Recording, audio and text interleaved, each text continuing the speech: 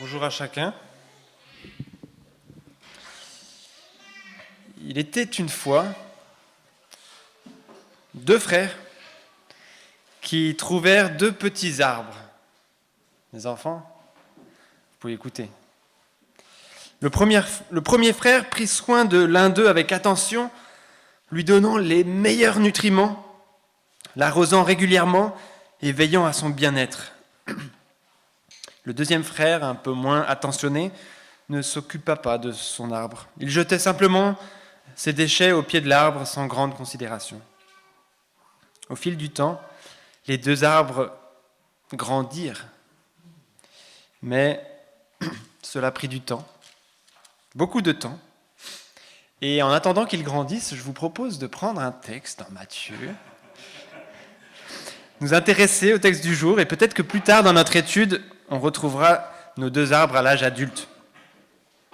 Alors, je suis très content de pouvoir continuer avec vous notre étude de Matthieu. On va encore étudier Matthieu pour 4 dimanches. Et on n'aura pas fini, vous en doutez. On va s'arrêter à la fin du chapitre 16, et ensuite on retournera pour un temps dans Genèse. Et on reviendra dans Matthieu plus tard. Donc encore 4 dimanches, profitez-en. Quelqu'un peut-il me rappeler ce qu'on a vu la semaine dernière ?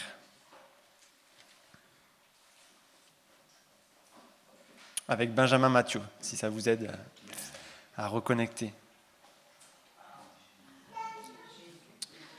Jésus marche sur l'eau, oui. Et qu'est-ce qu'il nous avait invité à voir dans l'attitude de Jésus et à reproduire dans la nôtre ? Les 5 pains, c'était pas cette fois-ci. Voilà, Jésus qui se rend disponible, qui prend du temps pour son Père, qui prend du temps pour ses disciples, qui prend du temps pour la foule et qui s'occupe d'eux, qui prend soin d'eux. Et puis c'était un peu l'exhortation qu'il nous avait donnée sur comment on gère notre emploi du temps, où est-ce qu'on met notre temps, et est-ce qu'on peut imiter Jésus dans tout ça. Alors aujourd'hui, on va continuer, et on va de nouveau voir un texte qui présente l'opposition entre les pharisiens et Jésus et son enseignement. Déjà 2 fois, les pharisiens ont critiqué Jésus, et à chaque fois, c'était à travers ou par les disciples. Est-ce que vous vous en souvenez de ces 2 fois ? Oui. Quand ils prennent du blé, quand ils abattent. Exactement, ouais. Il avait déjà critiqué les disciples de Jésus en disant « Mais pourquoi ils arrachent des épis de blé ?» Ces disciples qui avaient faim se mirent à arracher des épis et à manger. À cette vue, les pharisiens lui dirent « Regarde, tes disciples font ce qui n'est pas permis de faire pendant le sabbat. » Tout à fait. Et l'autre, c'était un peu plus en arrière encore, oui. Quand ils jeûnent pas. Alors c'était...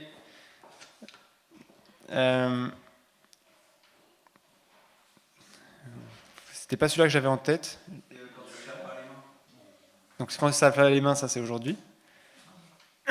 Et quand ils jeûnent pas, Jésus avait reproché dans le sermon sur la montagne aux hypocrites, aux pharisiens de jeûner, de prier pour être vus des autres. Mais je ne me souviens pas d'un passage vraiment où il faisait ce reproche. Ah, si peut-être. Mais moi j'avais en tête encore un autre passage où Jésus mange avec les collecteurs d'impôts. Et les pharisiens virent cela et dirent à ses disciples « Pourquoi votre maître mange-t-il avec les collecteurs d'impôts et les pécheurs ?» Et si tu retrouves ton passage, Timo, 9,14. Tout à fait, je vais oublier celui-là. Alors les disciples de Jean vinrent vers Jésus et dirent « Pourquoi nous et les pharisiens jeûnons-nous souvent, tandis que des disciples ne jeûnent pas ?»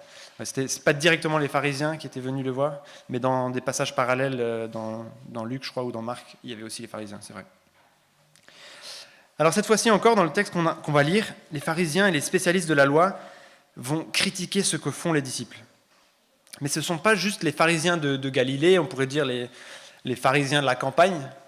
Cette fois-ci, non, il s'agit plutôt d'une délégation de pharisiens et de spécialistes de la loi, spécialement envoyés de Jérusalem pour enquêter sur ce Jésus de Nazareth, ce rabbi du Nord qui enseigne les foules. Alors lisons le texte d'aujourd'hui, ça sera les 20 premiers versets du chapitre 15. Alors des pharisiens et des spécialistes de la loi vinrent de Jérusalem trouver Jésus et dirent : « Pourquoi tes disciples transgressent-ils la tradition des anciens ? En effet, ils ne se lavent pas les mains quand ils prennent leur repas. » Il leur répondit : « Et vous, pourquoi transgressez-vous le commandement de Dieu au profit de votre tradition ? En effet, Dieu a dit : Honore ton père et ta mère, et celui qui maudira son père ou sa mère sera puni de mort. Mais d'après vous, celui qui dira à son père ou à sa mère : ce dont j'aurais pu t'assister est une offrande à Dieu, n'est pas tenu d'honorer son père ou sa mère. Vous annulez ainsi la parole de Dieu au profit de votre tradition. Hypocrite ! Ésaïe a bien prophétisé sur vous quand il a dit : ce peuple prétend s'approcher de moi et m'honore des lèvres, mais son cœur est éloigné de moi. C'est faussement qu'il m'honore en donnant des enseignements qui sont des commandements humains. Jésus appela la foule à lui et dit : écoutez-moi et comprenez bien. Ce n'est pas ce qui entre dans la bouche qui rend l'homme impur, mais ce qui sort de la bouche. Voici ce qui rend l'homme impur. Alors ses disciples s'approchèrent et lui dirent : sais-tu que les pharisiens ont été scandalisés d'entendre ces paroles ? Il répondit : toute plante que n'a pas plantée mon Père céleste sera déracinée. Laissez-les. Ce sont des aveugles qui conduisent des aveugles. Si un aveugle conduit un aveugle, ils tomberont tous deux dans un fossé. Pierre prit la parole et lui dit : explique-nous cette parabole. Jésus dit : vous aussi, vous êtes encore sans intelligence ? Ne comprenez-vous donc pas encore que tout ce qui entre dans la bouche va dans le ventre, puis est évacué dans les toilettes ? Mais ce qui sort de la bouche vient du cœur, et c'est ce qui rend l'homme impur. En effet, c'est du cœur que viennent les mauvaises pensées, les meurtres, les adultères, l'immoralité sexuelle, les vols, les faux témoignages, les calomnies. Voilà ce qui rend l'homme impur. Mais manger sans s'être lavé les mains, cela ne rend pas l'homme impur.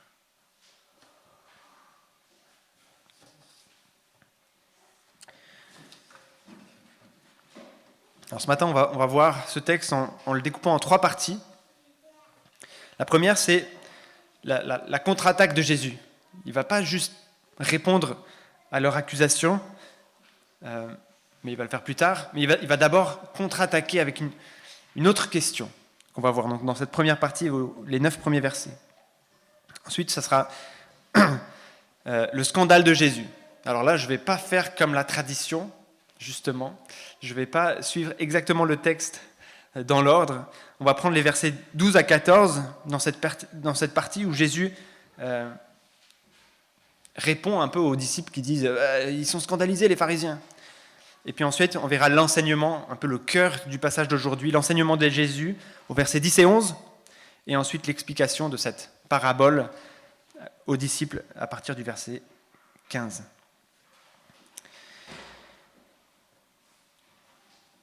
Donc d'abord la contre-attaque de Jésus. Jésus ne répond pas directement à la question des pharisiens. Il contre-attaque avec une autre question. Comme on va le voir plus tard, il veut leur montrer qu'ils sont complètement à côté de la plaque, en se focalisant tellement sur le lavage de mains avant le repas. Alors c'était effectivement une règle qu'ils avaient dans leur liste de règles de leur tradition, que de se laver les mains avant le repas, et c'était très détaillé, tout ça, on ne va pas rentrer dans les détails. Mais effectivement, pour eux, c'était vraiment important. Et puis de voir les disciples qui ne le faisaient pas, c'était... comment ils peuvent dire qu'ils suivent Dieu alors qu'ils ne font pas ça ? Mais Jésus leur répond : « Et vous, pourquoi transgressez-vous le commandement de Dieu au profit de votre tradition ?» Jésus n'est pas en train de dire que c'est mal de se laver les mains, pas du tout, mais que les pharisiens qui viennent le voir font partie des gens qui pêchent contre Dieu, alors même qu'extérieurement, ils semblent cocher toutes les cases. Il va même plus loin. Il leur dit qu'alors même qu'ils accomplissent leur tradition, alors même qu'ils cochent toutes les cases, c'est-à-dire des milliers de règles et de préceptes qu'ils ont ajoutés à la loi donnée par Dieu, ils sont par là même en train de transgresser la loi de Dieu. Il va illustrer ce qu'il est en train de dire immédiatement avec un exemple. C'est les versets 4 à 6. En effet, Dieu a dit « Honore ton père et ta mère, et celui qui maudira son père ou sa mère sera puni de mort. » Voilà ce que la loi de l'Éternel Dieu dit. Voilà ce que Dieu vraiment a dit dans sa parole. Mais d'après vous, celui qui dira à son père ou sa mère « Ah, ce dont j'aurais pu t'assister est une offrande à Dieu », n'est pas tenu d'honorer son père ou sa mère. Vous annulez ainsi la parole de Dieu au profit de votre tradition. Et lorsque Matthieu dit offrande à Dieu, Marc, lui, dans le passage parallèle, dit corban. Vous avez peut-être déjà remarqué ce mot, corban, c'est-à-dire offrande à Dieu. Il le précise. Et alors le mot corban, korban, je ne sais pas comment ça se prononce, est un mot hébreu ou araméen qui signifie littéralement apporter, approcher. Mais dans le contexte plutôt un cadeau, une offrande à Dieu. Et ce terme est utilisé de nombreuses fois dans la loi, dans le Pentateuque, spécialement dans les livres de Lévitique et de Nombre. Il désignait les offrandes qui étaient offertes conformément à la loi mosaïque, et en français c'est le plus souvent traduit par offrande ou oblation. Et dans le contexte de l'époque de Jésus, ce mot signifiait plutôt consacré à Dieu, dédié pour Dieu. Mais Marc inclut le mot en hébreu parce qu'il signifiait quelque chose de précis pour les Juifs de l'époque. Alors que ce mot, donc dans le Pentateuque, dans les 5 premiers livres de la Bible, désignait à l'origine toutes sortes d'offrandes, certains pensent qu'à l'époque de Jésus, ce mot ne désignait plus que des offrandes sans sacrifice. Et là, je vous lis un petit passage d'un commentaire. « Si un fils en colère a juré de faire un don, peut-être au temple, de biens vraiment nécessaires pour le soutien de ses parents, le vœu était engageant par la suite, peu importe la détresse qu'il causait. Il devenait également un obstacle pour certains fils repentants qui regrettaient le vœu et souhaitaient le rompre. Les pharisiens ne le laissaient pas faire, quoi que ce soit pour son père et sa mère. » Du coup, les pharisiens justifiaient donc le comportement détestable de ses fils et les empêchaient même, après avoir fait un tel vœu, d'utiliser cet argent ou ces biens pour leurs parents. Mais ils pouvaient l'utiliser pour eux-mêmes.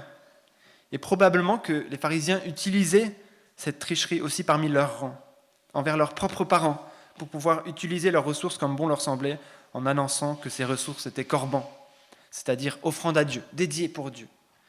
Quelle hypocrisie! Jésus rejette donc cette pratique détestable, parce qu'ils étaient en train de nullifier l'un des commandements moraux les plus sacrés. « Honore ton père et ta mère » en prétendant en plus honorer Dieu par cela. Il montre du coup, par cet exemple, l'hypocrisie des pharisiens. Et donc, du coup, il termine cette contre-attaque en citant Ésaïe. « Hypocrite, Ésaïe a bien prophétisé sur vous quand il a dit « Ce peuple prétend s'approcher de moi et m'honore des lèvres, mais son cœur est éloigné de moi. C'est faussement qu'il m'honore en donnant des enseignements qui sont des commandements humains. » D'abord, il les appelle hypocrites, des acteurs, des personnes qui montrent quelque chose à l'extérieur qui ne reflète pas ce qu'il y a à l'intérieur. Et c'est fort, c'est choquant pour des pharisiens qui sont montés de Jérusalem et qui devaient certainement être très respectés. On verra en plus en détail ce scandale dans la prochaine partie. Ici, après les avoir appelés hypocrites, Jésus continue en citant Ésaïe, comme si Ésaïe parlait directement des pharisiens de l'époque de Jésus lorsqu'il prophétisait, soit 700 ans auparavant.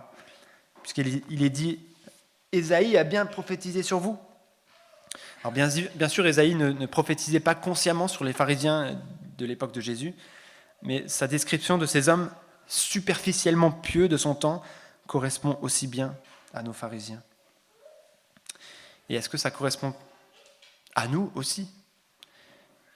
Je nous invite à nous examiner. Qu'est-ce que nous faisons par habitude, par tradition, pour être bien vus peut-être devant les autres ?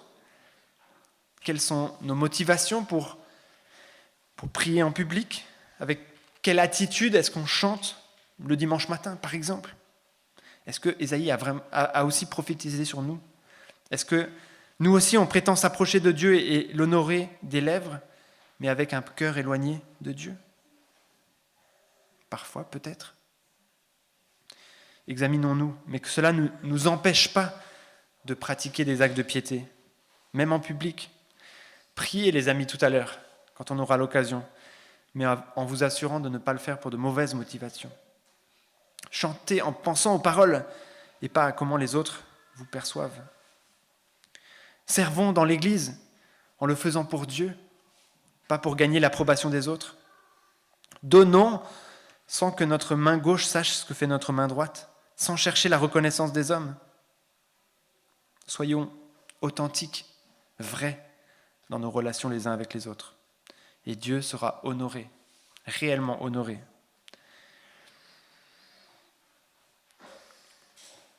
On arrive donc à notre deuxième partie, versets 12 à 14, le scandale de Jésus.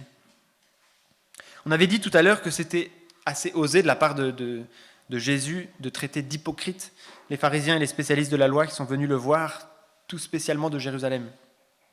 Et au verset 11, il vient de leur répondre directement en disant, donc directement à leur question, en disant « Ce n'est pas ce qui entre dans la bouche qui rend l'homme impur, mais ce qui sort de la bouche. » Et on verra plus en détail ce que ça veut dire tout à l'heure.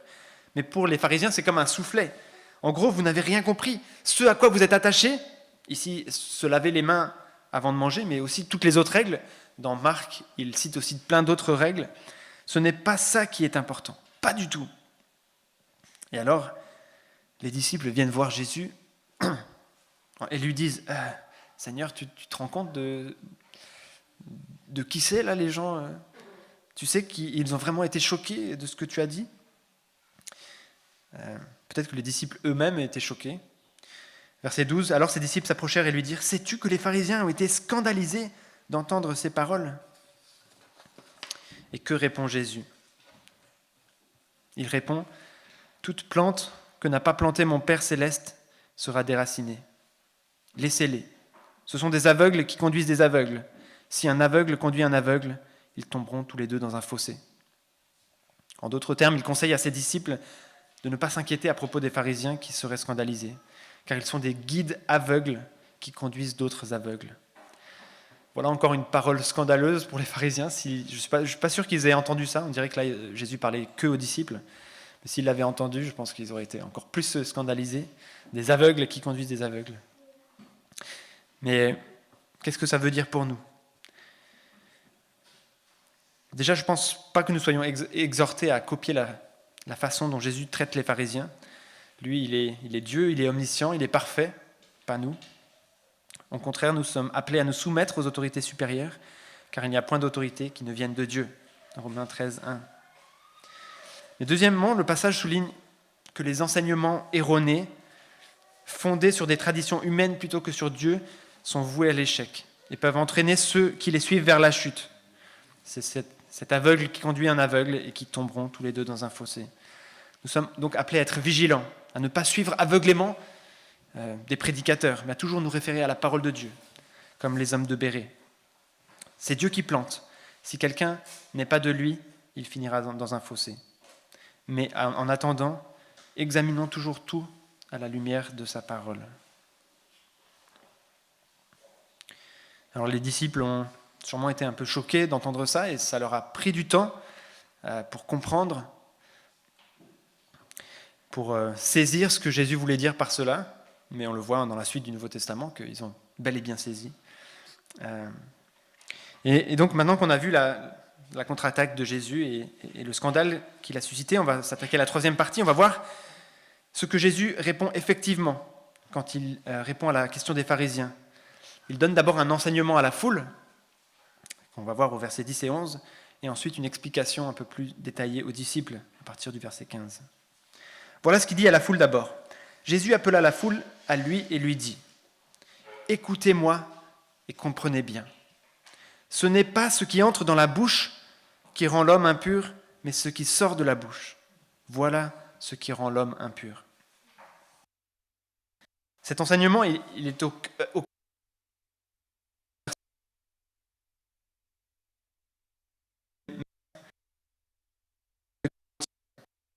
c'est un peu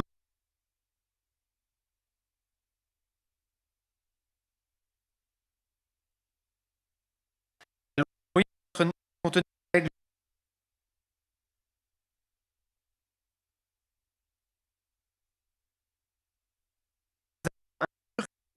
de porc ou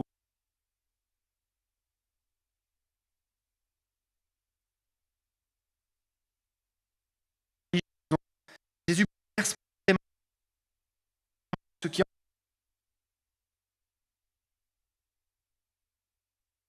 des paroles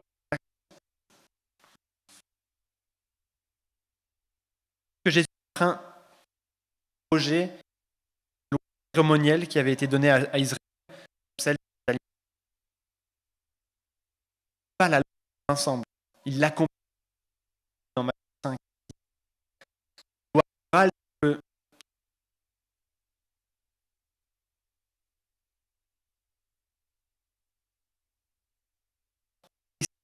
sur les rites,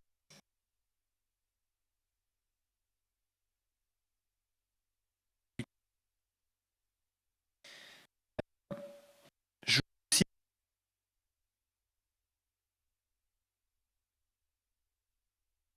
en plus il a dû donner ses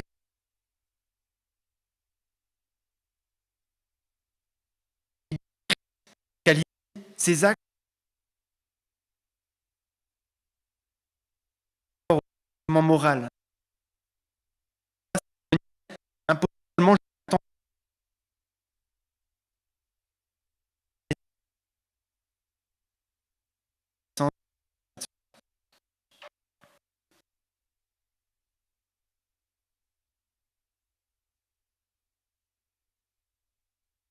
il y a cette en communion avec Dieu à travers Jésus. Difficile à faire des explications.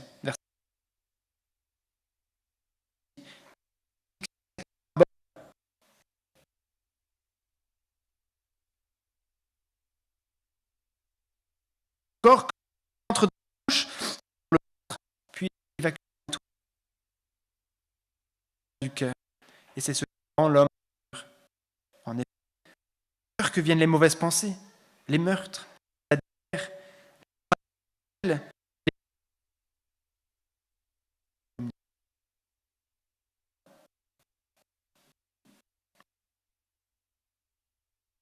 sans être là.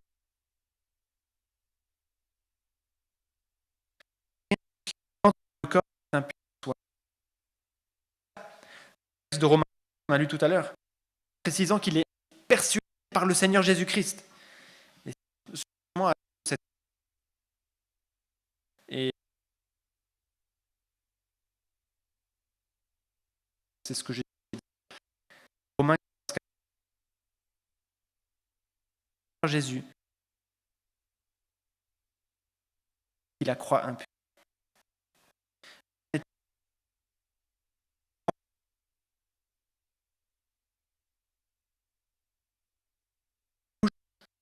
Ce qui est l'homme pur.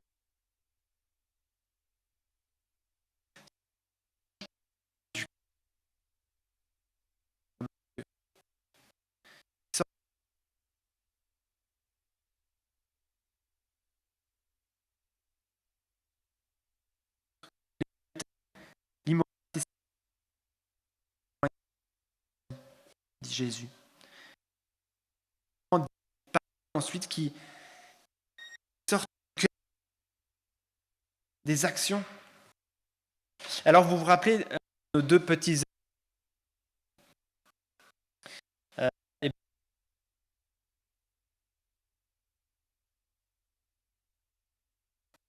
son arbre, tout ce qu'il fait, puis son pareil.